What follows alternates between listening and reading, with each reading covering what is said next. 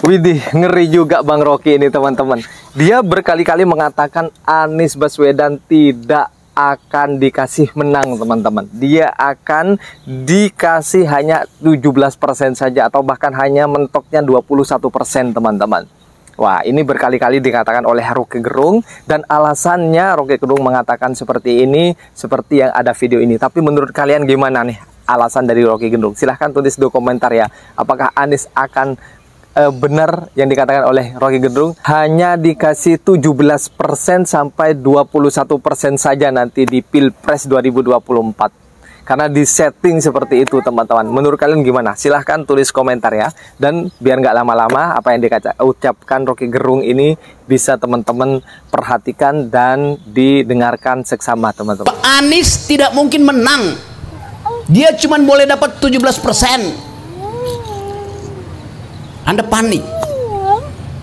Banyak yang protes. Pak Rocky kok pesimis? Ya memang saya pesimis. Karena ada penghalang. Dia mestinya dapat 52%, 60%. Tapi ada penghalang yang namanya disebut dengan cara yang baik oleh Pak Sekdi tadi yang namanya Joko Widodo. Joko Widodo akan halangi. Karena itu untuk menang ya singkirkan penghalangnya. Kan itu jalan pikirannya itu.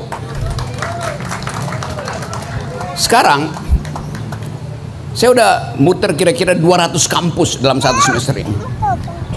Dan kemarin ada pembuktian bahwa anak-anak dari emak-emak di 800 kampus di DKI mengucapkan ide anti dinasti. Dan itu terang-terangan anti presiden. Karena itu proses politik berikutnya adalah mendorong supaya ada gerakan politik yang lebih terarah untuk mewujudkan pemaksulan, di-impeach, menurunkan presiden dengan cara konstitusional. Karena semua cerita hari-hari ini berujung pada satu hal. Kalau penghalangnya tidak disingkirkan, maka politik 14 Februari itu omong kosong.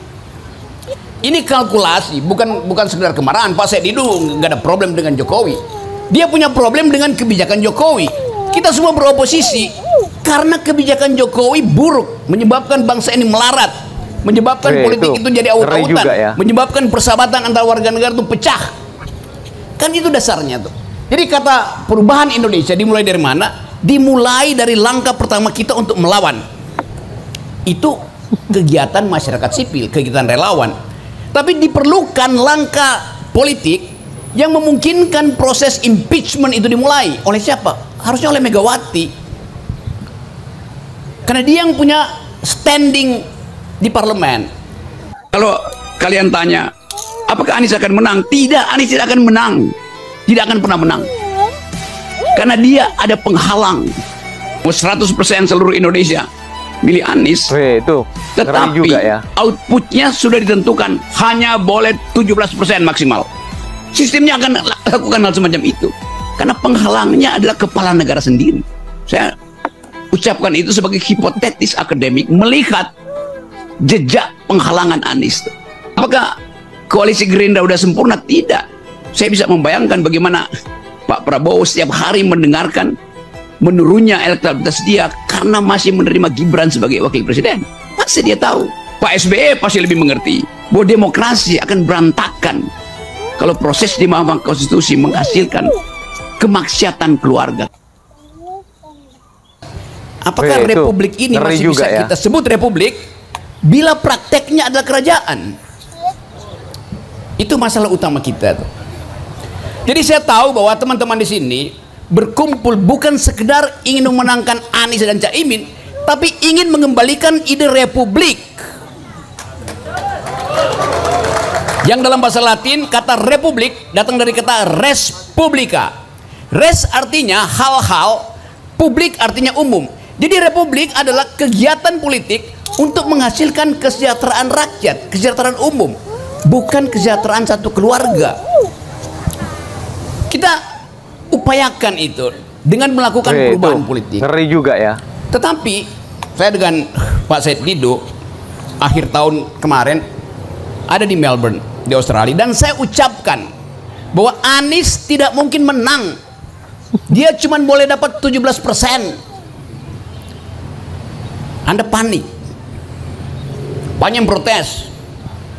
Pak Rocky kok pesimis? Ya memang saya pesimis. Karena ada penghalang. Dia mestinya dapat 52%, 60%. Tapi ada penghalang yang namanya disebut dengan cara yang baik oleh Pak Sekdi tadi, yang namanya Joko Widodo. Joko Widodo akan halangi. Karena itu untuk menang, ngeri juga disingkirkan penghalangnya. Kan itu jalan pikirannya tuh. Anies Baswedan, calon presiden, dia berupaya membawa kita pada harapan dengan keutuhan berpikir, bukan sekedar dengan main-main statistik semacam hilirisasi itu. Itu yang kita penting. Seorang calon presiden mesti kasih kemampuan, kita tuntut kemampuannya untuk memberi politics of hope, harapan itu, dengan kekuatan argumen, dengan kemampuan untuk mengolah keadaan hari ini dan diseberangkan menjadi kebahagiaan. Itu calon presiden. Anda bisa bedain nggak antara ngeri juga ya, calon presiden, bekas presiden, dan presiden bekas? Anies calon presiden, SBY bekas presiden. Ada orang yang masih presiden tapi udah jadi barang bekas, nggak berguna lagi itu.